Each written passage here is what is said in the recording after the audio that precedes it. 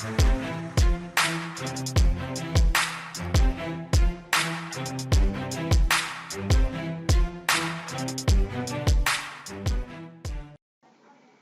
tout le monde, je suis Demersi Kambale, formateur et développeur.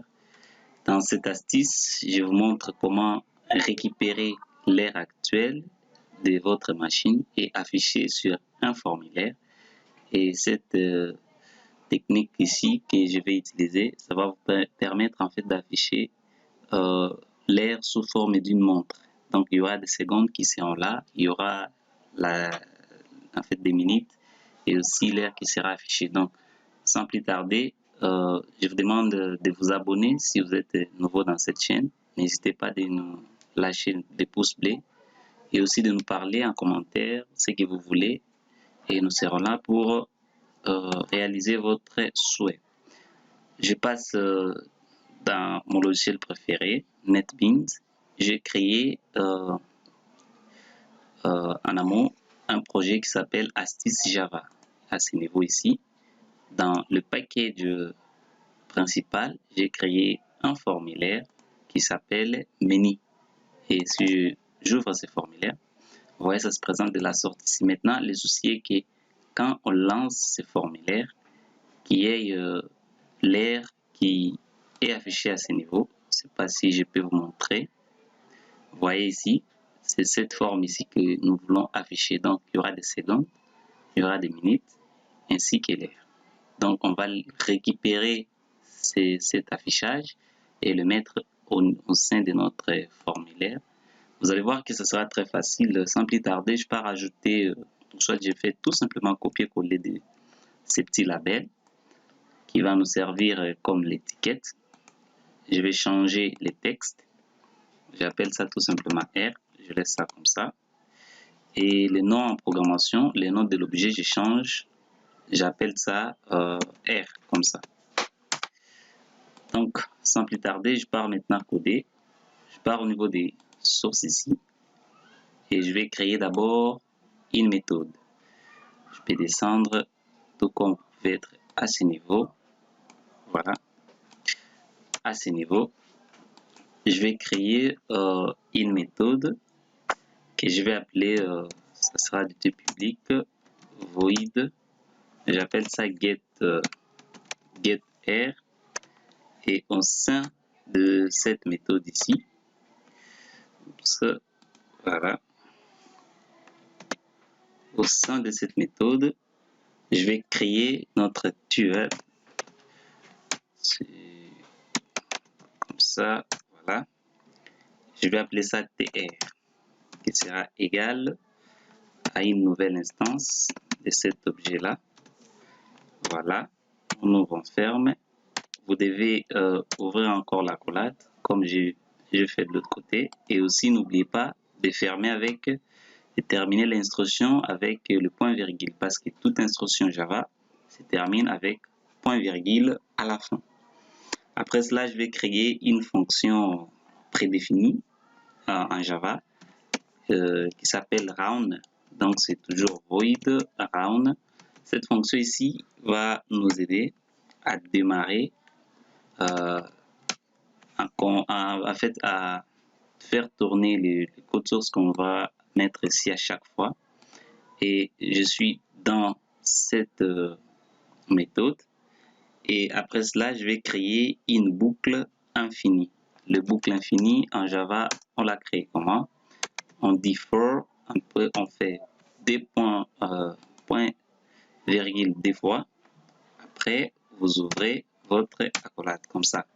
Maintenant, c'est dans cette boucle ici où on va continuer les codes. On va récupérer notre calendrier. On va récupérer l'heure. On récupère aussi la minute ainsi que la seconde. Avant tout, on va continuer. Je vais mettre ça dans try pourvu que si il y aura des exceptions, que ça lève pour que je puisse me repérer. Voilà, je serai dans try comme ça. Try. C'est pas moi, je suis là. Try catch.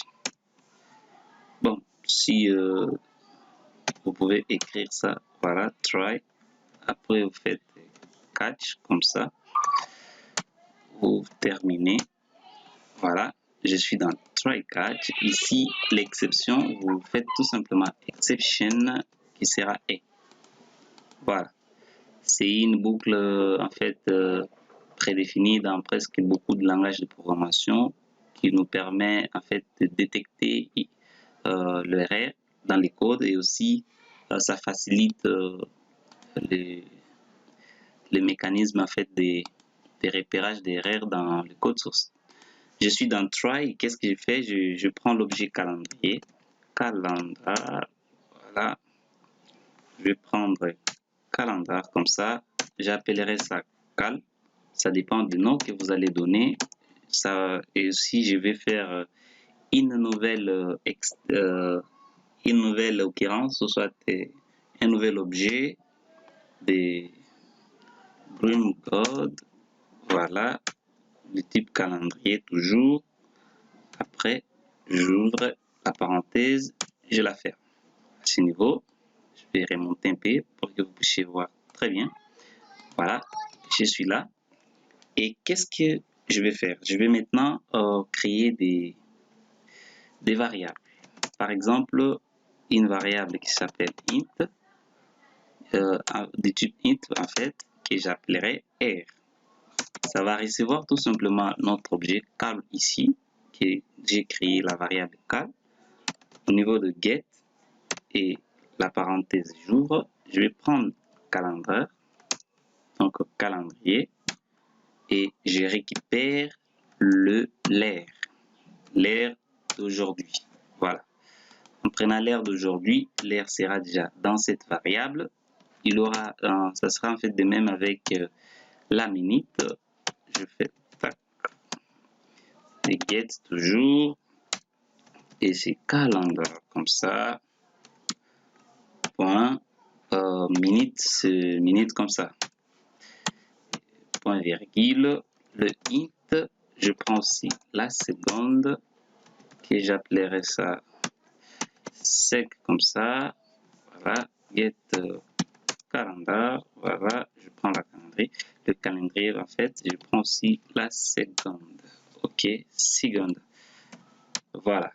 Déjà comme ça, j'aurais déjà récupéré l'air actuel. Je peux tout simplement affecter l'air dans notre variable que nous avions créé ici, dans notre label ici. Le label en question s'appelait quoi? S'appelait air tout court. Je rentre là. Maintenant, j'appelle notre objet R. Attention, avec l'objet R, il y aura une variable ainsi qu'un objet. Vous voyez ici, prenez le label, ou soit pour ne pas être, en fait, pour ne pas confondre les histoires, appelez tout simplement R des machines, par exemple. Je change le nom pour que vous puissiez voir la différence. Vous voyez, je prends R des machines comme ça et je fais le set. Je vais affecter les textes. Donc, je vais faire le set texte et dans set texte maintenant, je vais donner l'air, notre variable ici R. Je ne sais pas si vous le voyez très bien. Et je vais concaténer avec un espace vide, soit je mets des points comme ça. Après, je concatène avec notre minute. Après, je vais concaténer avec notre seconde. Voilà. Notre objet seconde. Ok. Je concate avec seconde. Comme ça. Et je pars afficher. Mais avant d'afficher, je vais appeler cette méthode ici getR, ou j'appellerai ça dans notre init component, donc à l'initiale de notre objet qui est le menu. Je vais appeler le get R. Et si je lance, ça ne va pas marcher. Pourquoi? Parce que je dois aussi dire au code source que notre objet ici, que j'ai appelé tr, doit être en démarrage. Donc, ça doit démarrer pour que ça fonctionne. J'appelle ça, je fais Start. Et quand je fais Start, donc je suis dans les bons, je peux aller lancer pour voir ce que ça peut donner. Patienter un peu, on nous a dit please wait. Donc, on patiente tout petit peu. On va voir, ça va s'afficher à ce niveau. Voilà, vous voyez, c'est 50, 52, 53, 54, 55, 56, arrivé en 60. Donc, vous voyez ici, ça revient en 0. Mais ce que je vais est que, vous voyez, quand c'est inférieur à 10, ça bouge un peu les labels, ce qui n'est pas bon. Donc, je vais aller faire en sorte que, parce qu'ici aussi la minute, l'air sera aussi de même. Si c'est moins de 10, donc ça va bouger un peu les labels. Si vous ne voulez pas en fait ce genre d'histoire, revenez tout simplement au niveau de votre code source. Où est-ce qu'on avait codé? Vous voyez, à ce niveau ici, vous posez quelques principes ou soit quelques conditions. Vous pouvez dire si jamais R égale à ainsi, vous ajoutez. Mais avant tout, moi je préfère toujours séparer avec des petites variables que je vais appeler par exemple R, j'ajoute 0, qui sera par défaut 0, comme ça. Il n'y aura rien en fait. Et aussi je prends autre variable, j'appelle ça minute 0, qui va recevoir aussi 0. C'est vide en fait, c'est vide. Et aussi la seconde qui s'appellera 0, sec 0, j'affecte 1000. Et à ce niveau, vous posez tout simplement des petites conditions, par exemple, if seconde, par exemple, la seconde que nous avions créée, si c'est inférieur, pas supérieur, inférieur à 10, qu'est-ce que je vais faire? Je suis à ce niveau. Je vais faire quoi? Je vais tout simplement donner notre seconde 0 qui sera égal à 0. Donc, je rajoute 0. Ça sera presque la même chose avec l'air. Je fais copier-coller. Ici, c'est minute, la minute et aussi la minute 0. Même chose avec l'air. Je fais copier-coller.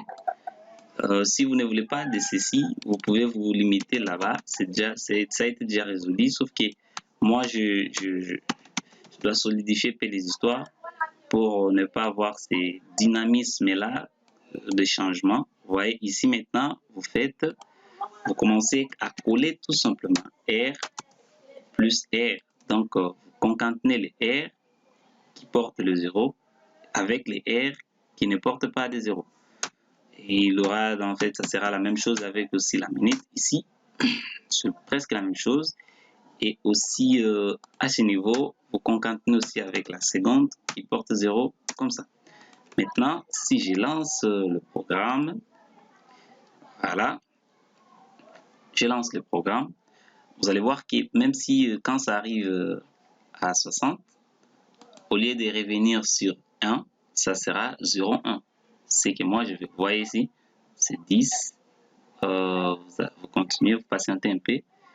Si ça arrive à 50, ça sera maintenant 0, 1, 0, 2, 0, 3, 0, 4. Mais si c'est au-delà de 10, donc ça va respecter ce que l'ordinateur nous renvoie. Et aussi, si ça arrive tout simplement à moins de 10, ça donne maintenant l'aspect normal et il n'y aura pas le changement. Les mouvements ici, vous n'allez pas les constater. Pourquoi? Parce qu'on a déjà affecté un 0 qui se positionne tout simplement si la seconde ou soit la minute, soit l'air est inférieur à 10. Vous voyez ici, c'est 15h52 minutes, 44 secondes, 47, 48, 49. Et dès que ça arrive à 0, c'est 0, 0, c'est 1. Vous voyez, ce sera la même chose avec l'air et la minute. Donc, c'est ce que je voulais partager avec vous aujourd'hui. Comment récupérer l'air de votre ordinateur, affiché sous forme d'une montre. Vous voyez que là, c'est assez bon. Et ça peut vous servir dans beaucoup de choses. N'hésitez pas à vous abonner pour ne pas manquer les restes de nos vidéos et surtout activer la cloche de notification pour être notifié à chaque fois quand on aura publié de nouvelles vidéos. Et c'était Dieu merci Kambalé. Je vous donne rendez-vous à la prochaine vidéo.